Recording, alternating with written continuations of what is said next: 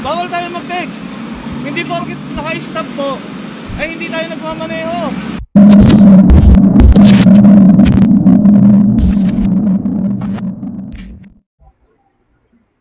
Alright, may napanood na naman tayong video mga master. Ito ay tungkol doon sa paninita ng isang enforcer sa nagte-text na rider. Di natin sigurado kung delivery rider ba yung sinita niya.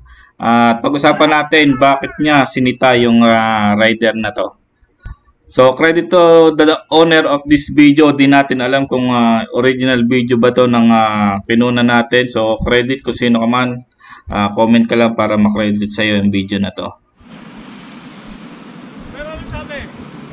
Anong sabi sa ka-text mo? Anong sabi sa ka-text mo? So dito sa video na to, tinanong niya yung rider kung ano daw sabi nung ka-text. So siguro nang huhuli pa lang siya dito sa portion na to. Ito naman si rider kung dapat, kung alam niya or aware siya na bawal talagang mag-text, ay mag-iiba-ibahan siya. So yung sagot niya, inamin niya na nagte-text talaga siya, kaya siya pinatabi. Sabi po nun, sir, bawal tayo mag-text. Hindi porket naka-stop po, ay hindi tayo nagmamaneho.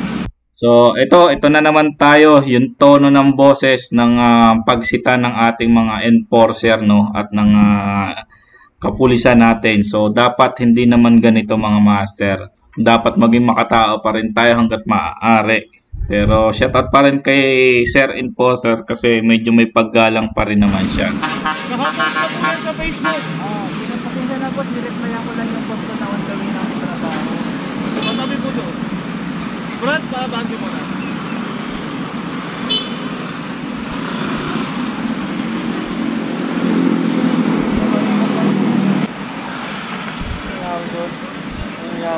Nagte-text siya, bawal daw. Oo, hindi, nakahinto. Habang nagka-drive, nagkakandun. Nakahinto, sabi niya, nakahinto naman siya. Yon. So, yan ang kalimitang hindi natin alam or kalimitang hindi alam ng mga rider, yung batas na to. So, pag-usapan natin, ano nga ba yung batas na yan at bakit sinita ng enforcer.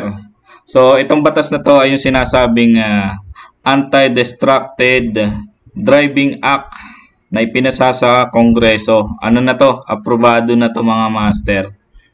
So, nakapaloob dito sa Anti-Distracted Driving Act na to yung mga paggamit nga ng cellphone tulad nung napanood natin sa video. No? Regardless kung motorcycle ba or four wheels driver ka.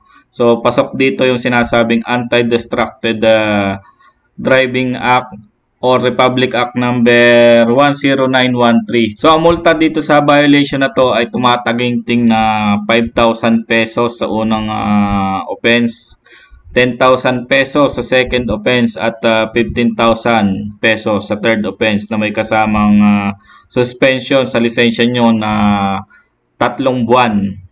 At ewan ko kung ano pa yung pang-apat na may 20,000 pesos. Depende pa yata kung ano, pero hindi ko sigurado kung ano na yung 20,000 pesos na yon na may kasama ng revocation kung panlima ba or ewan. Pero yun, at least aware kayo na ganito ang kalaki ang multa ng violation na yan pag nahuli kayo. So for awareness lang mga master, no. So regardless kung motorcycle driver kayo or four wheels driver. At ang isa pa, may nabasa ko dati na pasok dito yung mga sa four wheels ay pasok dito yung mga stop toys, mga kortinang nakasabit sa windshield. Ito daw ay pasok dito sa ano, pero nung nabasa ko naman yung mismong Republic Act na yon ay wala akong nabasa tungkol dito sa mga nakasabit sa windshield, pero sinasabi nung una na kasama daw yon. So yung paggamit ng cellphone mga master, kahit kayo ay nakatigil at kayo ay nasa kalsada, pasok yon, lalo na yung nasa stoplight na pipindot-pindutin nyo yung cellphone, nakahawak kayo ng cellphone, pasok yon. Pero may exemption siyempre, yung paggamit ng cellphone na halimbawa may tumawag sa inyo, kung kayo ay may intercom sa helmet nyo, pwede yun. At least hindi nyo hahawakan yung pinaka-cellphone nyo. Kumbaga, hawakan nyo lang yung intercom nyo, may ano naman doon, may answering button naman doon. At kung kayo naman ay nasa 4 wheels, pwede rin siya as long as naka loudspeaker siya. Sino nga ba dapat ang manghuli ng mga ganitong violation? Allowed nga ba ang mga pangkaraniwang enforcer na manghuli ng ganitong violation? Dahil kita natin yung mga yung mga multa ay pang LTO fine yun. So allowed ba ang mga normal na enforcer or hindi deputized ng LTO? So kung hindi kayo familiar kung paano nyo malalaman kung deputized ba ng LTO ang isang enforcer na nanita sa inyo, ay pagbasehan nyo yung ticket na hawak nila. Pag walang logo ng LTO agency, ang ticket na ibibigay sa inyo ay hindi sila allowed manita ng ganitong klaseng violation. Pwede kayong pagsabihan pero yung sasabihin titikitan ay bawal yon. Kasi dapat deputized ng LTO yung i-issue sa inyo na ticket or yung magti-ticket sa inyo.